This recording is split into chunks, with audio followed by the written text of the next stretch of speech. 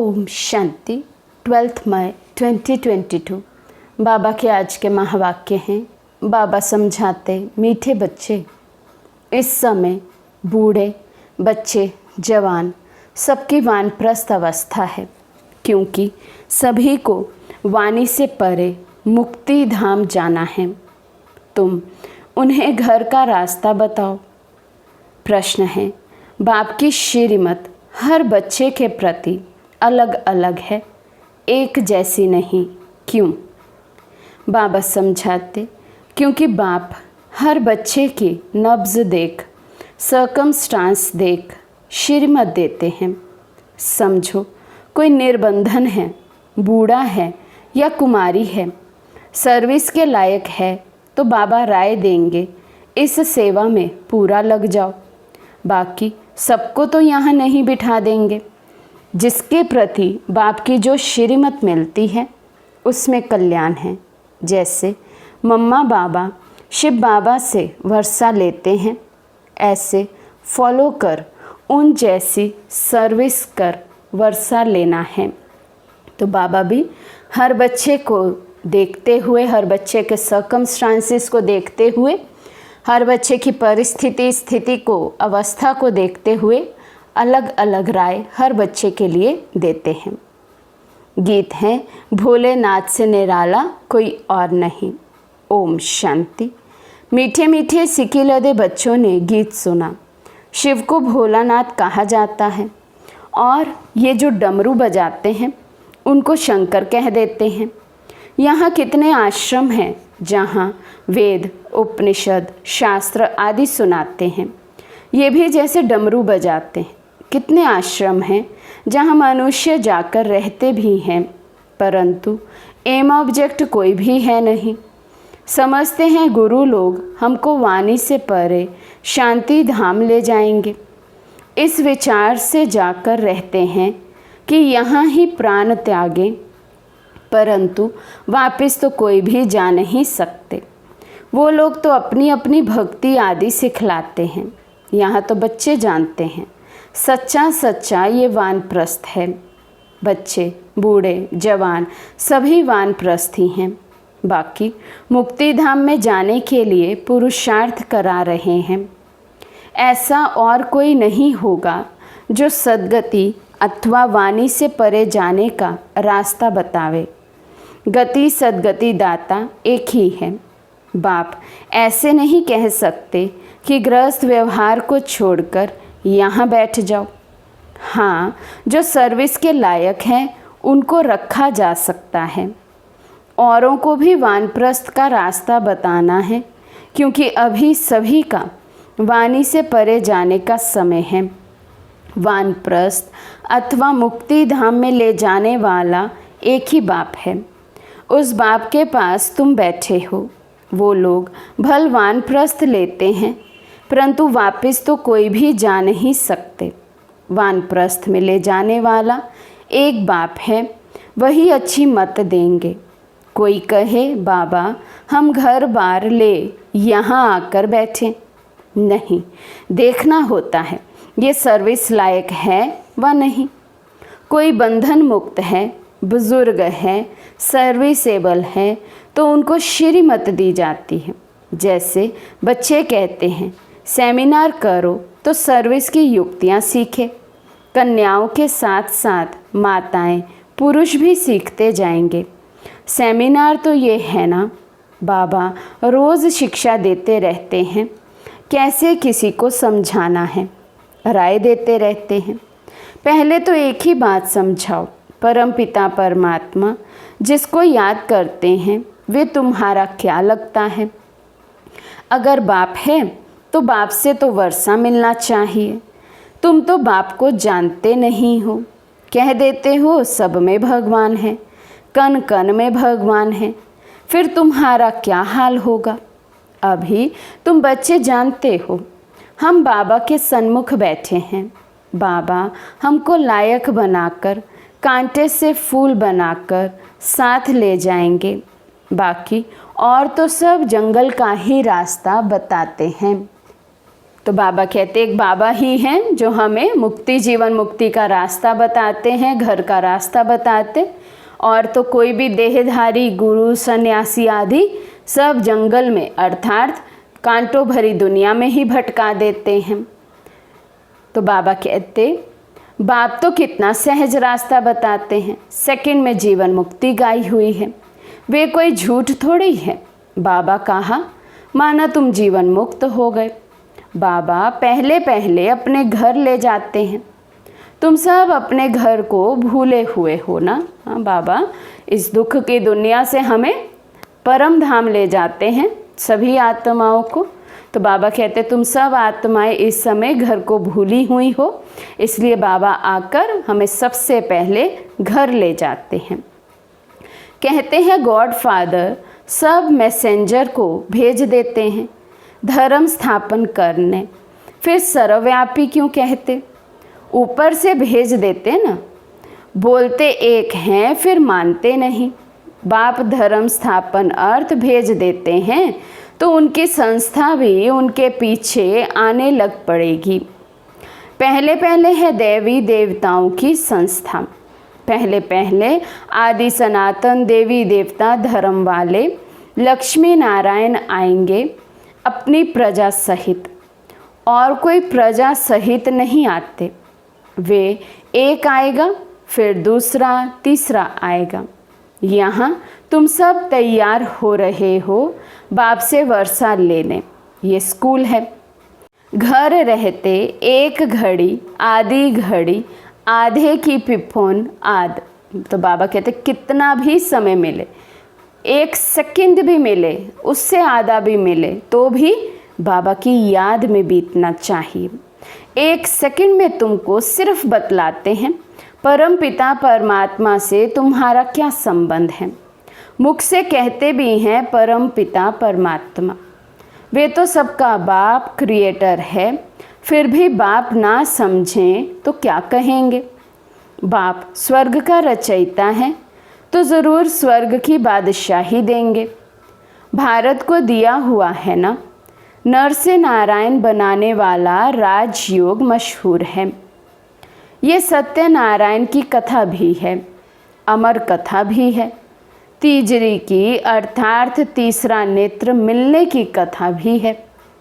तुम बच्चे जानते हो बाबा हमको वर्षा दे रहे हैं।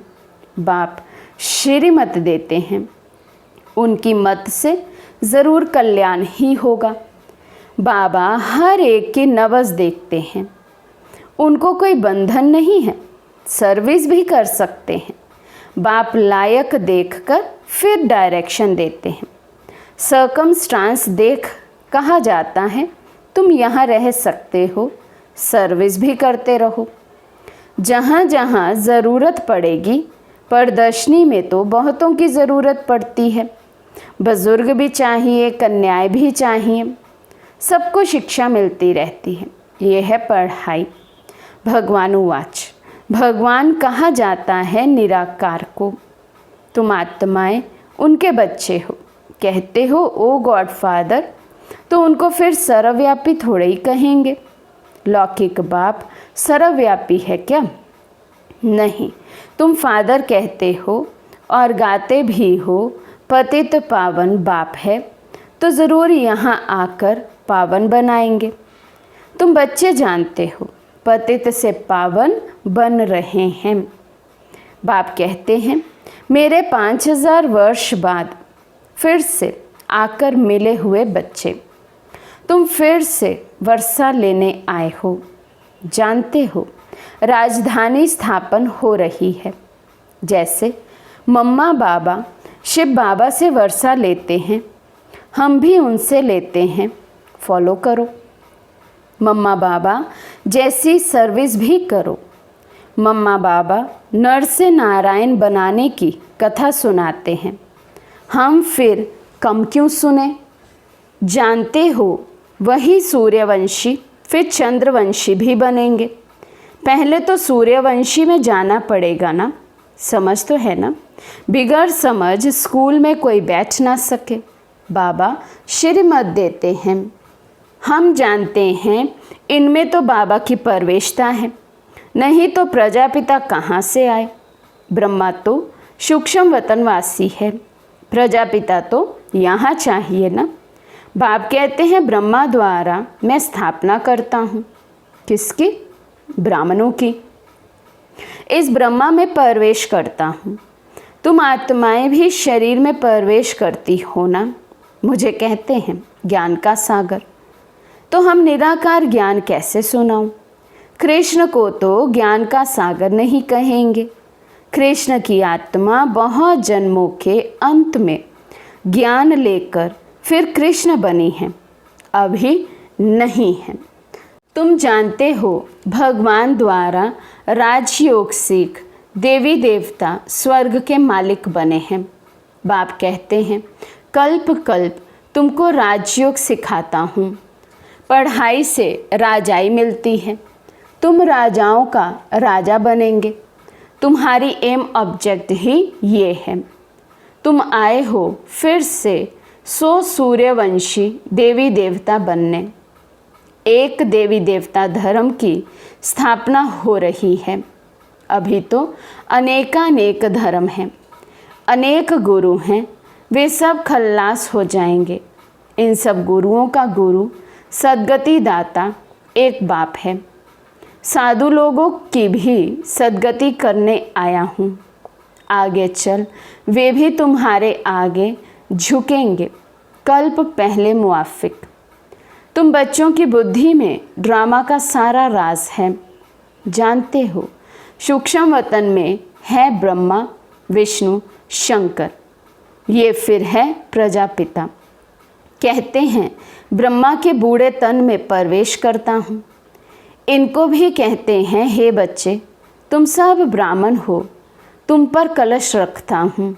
तुमने इतने जन्म लिए हैं, इस समय है ही रौरव नर्क। बाकी तो कोई नदी नहीं है जिसको नर्क कहा जाए। गरुड़ पुराण में तो बहुत बातें लिख दी हैं। अब बाबा बच्चों को बैठ समझाते हैं। ये भी तो पढ़ा हुआ है ना। तो अब भोलानाथ बाप तुम भोले बच्चों को बैठ समझाते हैं। गरीब भोले बच्चों को फिर ऊंचते ऊंच साहूकार बनाते हैं। तुम जानते हो सूर्यवंशी मालिक बनते हैं, फिर आहिस्ते आहिस्ते गिरते गिरते क्या हो गए हैं। कैसा वंडरफुल खेल है। स्वर्ग में कितने माला माल थे। अभी भी राजाओं के बहुत बड़े बड़े महल हैं, जयपुर में भी है। अभी ही ऐसे ऐसे महल हैं, तो आगे वाले पता नहीं कैसे होंगे। गवर्नमेंट हाउस ऐसे नहीं बनते हैं। राजाओं के महल बनाने का भपका ही अलग है। अच्छा, फिर स्वर्ग का मॉडल देखना हो तो जाओ अजमेर में। एक मॉडल बनाने में भी मेहनत अच्छी की है। देखने से तुमको कितनी खुशी होगी। यहाँ तो बाबा झट साक्षात्कार करा देते हैं, तो दिव्य दृष्टि से देखते हैं। वे फिर तुमको प्रैक्टिकल में देखना है। भक्ति मार्ग में भक्तों को भल साक्षात्कार होता है, परंतु वे कोई बैकुंठ के मालिक थोड़ी बने। तुम तो प्रैक्टिकल मालिक बनते हो। अभी तो है ही नर्क।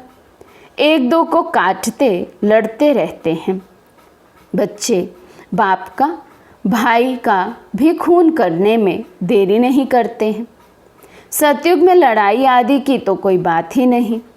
अब की कमाई से तुम 21 जन्मों के लिए पद पाते हो, तो कितनी खुशी होनी चाहिए।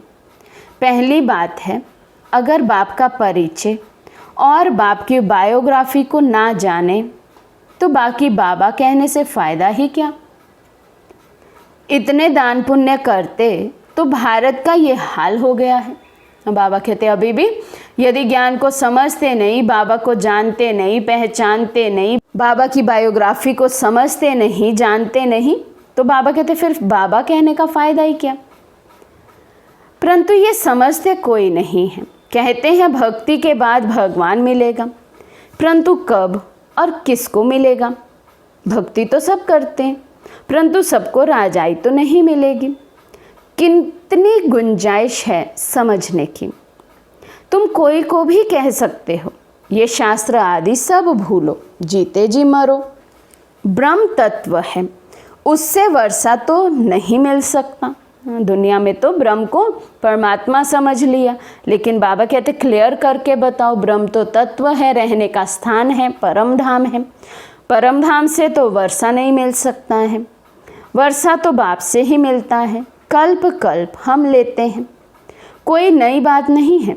अब नाटक पूरा होने वाला है, हमको शरीर छोड़ वापस घर जाना है। जितना याद करेंगे तो अंत मति सो गति होगी। इनको कयामत का समय कहा जाता है। पाप आत्माओं का हिसाब किताब चुकतू होना है। अब पुण्य आत्मा बनना है योग बल से। भंबोर को आग लगेगी, आत्माएं चली जाएंगी वापस। एक धर्म की स्थापना होती है तो अनेक धर्म ज़रूर वापस चले जाएंगे, शरीर थोड़े साथ ले जाएंगे। कोई कहे मोक्ष मिले, परंतु ये हो कैसे सकता, जबकि बना बनाया ड्रामा है जो सदैव चलता ही रहता है। इनकी एंड कभी होती नहीं है। अनादि चक्र कैसे फिरता है, सो अब बाप बैठ राज समझाते हैं। ये सब बातें समझानी पड़े। जब जास्ती समझने लग पड़ेंगे फिर वृद्धि होने लग पड़ेगी। ये तुम्हारा बहुत ऊंचा धर्म है, इनको चिड़िया खा जाती है और धर्मों को चिड़िया नहीं खाती। तुम बच्चों को इस दुनिया में कोई शौक नहीं रखना चाहिए, ये कब्रिस्तान है। बाबा कहते हैं इस दुनिया का कंपैरिजन अपनी बुद्धि में करना है तो कब्रिस्तान से करो। तो इससे दिल नहीं लगानी है, कोई भी चीज़ का शौक नहीं होना चाहिए। पुरानी दुनिया से क्या लगाव रखना। अमेरिका में जो सेंसिबल हैं वे समझते हैं कोई प्रेरक है, मौत सामने खड़ा है, विनाश तो होना ही है, सबकी दिल तो खाती ही रहती है। ड्रामा की भावी ऐसी बनी हुई है। शिव बाबा तो दाता हैं, इनको तो कोई आसक्ति नहीं, निराकार है। ये सब कुछ बच्चों का है। नई दुनिया भी बच्चों की है। विश्व की बादशाही हम स्थापन कर रहे हैं, हम ही राज्य करेंगे। बाबा कितना निष्कामी है। तुम बाबा को याद करेंगे तब तुम्हारी बुद्धि का ताला खुलेगा। तुम डबल फिलैंथ्रोपिस्ट अर्थात महादानी हो। तन मन धन देते हो, अविनाशी ज्ञान रतन भी देते हो। शिव बाबा को तुम क्या देते हो? करनी घोर को देते हैं ना। ईश्वर समर्पणम, ईश्वर भूखा है क्या? वह कृष्ण अर्पणम करते हैं। दोनों को भिखारी बना दिया है। वे तो दाता है। बाबा कहते मैं तो कुछ भी लेता नहीं हूँ। और भक्ति में कैसे कहते हैं हम ईश्वर अर्थ दान करते हैं, ईश्वर के नाम से दान करते हैं। तो बाबा कहते मैं क्या भूखा हूँ? अच्छा, मीठे मीठे सिक्के लदे बच्चों प्रति माता पिता बाप दादा का याद प्यार और गुड मॉर्निंग। रूहानी बाप की रूहानी बच्चों को नमस्ते। हम रूहानी बच्चों की रूहानी बाप दादा को दिल व जान सिकवा प्रेम से नमस्ते नमस्ते नमस्ते जी। धारणा के लिए मुख्य सार। फर्स्ट पॉइंट, पुरानी दुनिया की किसी भी चीज़ में लगाव नहीं रखना है। इस दुनिया में किसी भी बात का शौक नहीं रखना है, क्योंकि ये कब्रिस्तान होने वाली है। सेकंड पॉइंट, अब नाटक पूरा होता है, हिसाब किताब चुकतू कर घर जाना है। इसलिए योग बल द्वारा पापों से मुक्त हो पुण्य आत्मा बनना है, डबल दानी बनना है। आज का वरदान है, खुशी की खुराक द्वारा मन और बुद्धि को शक्तिशाली बनाने वाले अचल अडोल भव। खुशी की खुराक द्वारा मन और बुद्धि को शक्तिशाली बनाने वाले अचल अडोल भव। वहाँ बाबा वहाँ और वहाँ मेरा भाग्य वहाँ। सदा यही खुशी के गीत गाते रहो। खुशी सबसे बड़ी खुराक है। खुशी जैसी और कोई खुराक नहीं। जो रोज़ खुशी की खुराक खाते हैं वे सदा तंदुरुस्त रहते हैं, कभी कमज़ोर नहीं होते। इसलिए खुशी की खुराक द्वारा मन और बुद्धि को शक्तिशाली बनाओ तो स्थिति शक्तिशाली रहेगी। ऐसी शक्तिशाली स्थिति वाले सदा ही अचल अडोल रहेंगे। स्लोगन है, मन और बुद्धि को अनुभव की सीट पर सेट कर दो तो कभी अपसेट नहीं होंगे। मन और बुद्धि को अनुभव की सीट पर सेट कर दो तो कभी अपसेट नहीं होंगे। अच्छा, ओम शांति।